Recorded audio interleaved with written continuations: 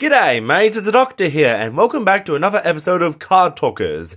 And let's just get into it right away, because, as you can see, I have pulled Elemental Hero Air Neos. Or not pulled, but rather bought it from someone who was, happened to be trading all of these Neos fusions. And he did include Elemental Hero Aqua Neos, but, yeah, someone already had their eyes on it, and, yeah, for some reason they picked up Aqua Neos over Air Neos. So, if you're not aware, there is a copyright dispute over this card, and what it is that there's an Italian airline called Neos Air, and I guess, while we don't know the details because Konami hasn't publicly spoken about it, there is, there's like a legal debate that prevents Konami from reprinting Air Neos because Neos Air is something else, and yeah, to see a 2006 ultra rare card like this in really good condition, like there is a dent on the side, that's why the gentleman reduced the price from $150 to $100, and that's what I got it for, and yeah, to even, there's a kookaburra outside, I'm not sure if you can hear that, but yeah, I think he's with me. That's a steal for $100 for such an old card that's practically legendary at this point. Because, well, the longer it goes on not printed, then yeah, the higher the value will continue to climb. And oh yeah, it's also first edition. I probably should point that out. Some people take first editions and unlimited editions seriously. I personally don't, but yeah, I got a Ghost Rare Air Neos from the same seller. And whoops, the focus just went off for a second. So there's a Ghost Rare Rainbow Neos and Elemental Hero Grand Neos, along with a Dark Neos, which I've commented before about the secret rare, but look how crisp this is compared to this. And this is how they printed cards around the Zexal era for some reason. Like, some of those secret rares have this really sharp, crisp secret rare that I really, really like. Yeah, some of the secret rares have this and some of them don't. It's very weird. I wish someone would explain that. Want to be careful, don't want to damage it. And I also got an Ultimate Rare Neos Knight. So we'll take this out of the sleeve. And this is from its initial set, Extreme Victory, from 5Ds. I don't remember what year that came out, but ooh, look at that. I'm not sure if they still do the Ultimate Rares with the borders around them. Actually, I think they do, because I did pull one, the Abyss Dweller. Yeah. So, oh yeah, if I sound off, it's because I'm currently going through a cold, so hopefully that's sorted out soon. And also got some Lost Art cards. So we've got VWXYZ. Is that a dent? Oh, that's just some light. I thought there was damage on the card. But anyway, there's the Lost Art version of VWXYZ Dragon Catapult Cannon. And I've got an original printing of it. Well, again, with Lost Art, it's difficult saying like the original versus the TCG. We'll put this down for now. So, as you can see, the cannons are more toyetic, and they're like laser cannons with the TCG compared to the OCG that are actual cannons. And this is one of the new Lost Art cards, Stygian Dirge. Reduce all monsters level by 1. And the censorship on this card is the smoke coming out of a... I'm not sure what that is. It's supposed to be like a woman with the hair and the dress, but I'm not sure if that's a card or what it's meant to be.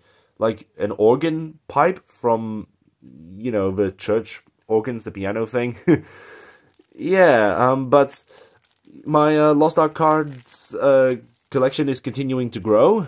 And for what I have this card out for, which, yes, this is, in fact, an OCG collector's rare of one of the G-Golems. I'm not sure if it's a boss monster, but yeah, I found this sitting at a local card shop, which is funny. Like, how did it end up there? And I think compared to the collector's rare for us, the OCGs have like you see that sparkle around the card. I don't think we have that, but we do have that sort of a shadow foil ultimate rare look, and I'm more than happy to add this to my collection. It's pretty cheap too. Maybe because it's a OCG, and you're not allowed to play OCG cards, but you're allowed to play other foreign cards that are part of a TCG, like France, Germany, and all that. And then we've got a bunch of water cards, because I would like to make a video on all my water collection. I don't know, I just like water, and maybe I'll go over it in that video coming up. But for now, let's talk about Revival Gem. So this is a 2003 super rare card. Yes, it may not be first edition, but look how old that card is. The darker colorations, the thicker boardings, the borders around the card artwork, and it's smaller as well. And what a beautiful monster this is. The red and blue, I love that combination of colors, and it's like a ghost slime. It's so simple and so beautiful to look at. But a fun fact about Revival Jam you may not know is that its actual name in the OCG is Revival Slime. And Slime is in fact a deck played by not one, but two characters from the anime, Mad Dog and Strings. Mad Dog being a character from GX who dueled Zane. And so what that means is, in Animation Chronicle next year, if they want to print the Slime deck, then they'll have to give Revival Gem a reprint to say, like, this card is always treated as a Slime card, like a Summon Skull, or Axe of Despair is always treated as I think I misworded that, but yeah, Axe of Despair is always an Archfiend card because demons, and yeah, Summon Skull always says it's always an Archfiend card like Axe of Despair. But yeah, that's a fun little fact that I didn't know. Completely went over my head that Slime is a deck, and Konami can print that if they want. And now I'm going to talk about Mako's cards as part of my water binder. So just about all his cards have been retrained, except for some reason Amphibian Beast. But yes, even Flying Fish got a retrain during the 5Ds era with a Golden Flying Fish. I'm not sure what's with the text here. 3 wishes are granted to those fortunate enough to see this monster in flight. It doesn't seem that special to me. If anything, it looks hostile. Not like a wish granter. But Golden Flying Fish, yeah. Here's a random card. So, yeah, remember when Konami was trying to push for the Gemini archetype? Question mark? It was a series of cards, kind of like levels, and it didn't really work out. And this is one of the random ones. Phantom Dragon Ray Bronto. Pretty cool. One of the more realistic looking Yu-Gi-Oh cards. Sea Dragoons of Draconia. I wonder if this can synergize with Mako stuff. Oh, I should mention, one of the cards that we desperately need a reprint for is Aqua Maiden. Because that synergizes with the new Yumi support. And Aqua Maiden is always treated as an Aqua Monster, except, yeah, it's long overdue for a reprint. Or actually, was it part of the initial 5 sets? Because Konami's, like, reprinting those sets for the 25th anniversary.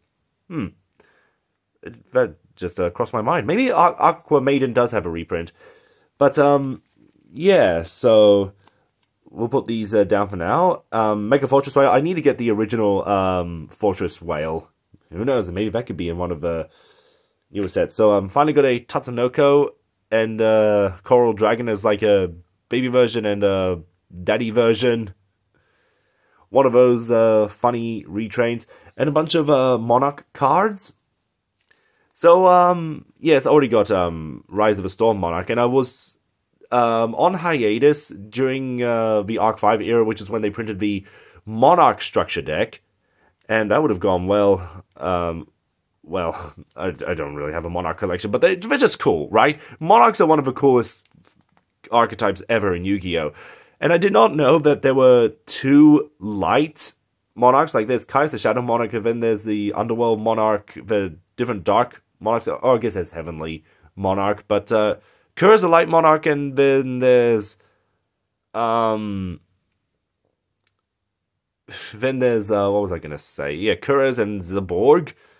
Yeah, I don't know why they did it like that, but well, more importantly, Ice Knight is like a baby version of Mobius, and in the GX anime, kind of like with the Slime archetype and Ice Knight, there was also the Thunder Knight that went along with Zaborg, which I do not have, but that's another card that they could reprint in Animation Chronicle next year to go along with maybe Amartos Legios from Yu-Gi-Oh! Brains. Because Ice Knight went with, what was it, the Stealth Kraken set, or Stealth Kraken archetype, sort of. But it was a lot of water cards in that set, and Ice Knight fits in perfectly.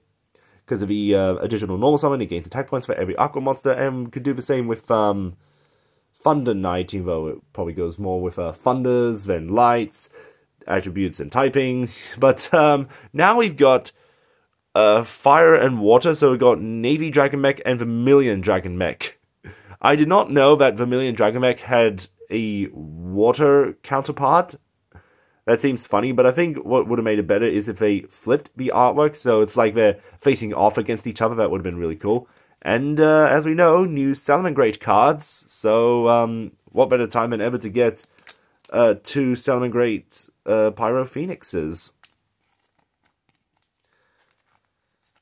So, yeah, that just about does it. I hope to get a Soul Burner Volcano structure deck, a booster box soon. And I would love to make a deck profile on the new Volcanic deck, because that does so much for the deck. It is good, like really good support.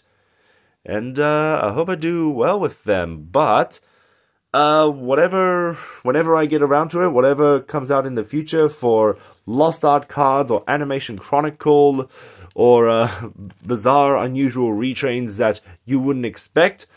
Until next time, take care, mates.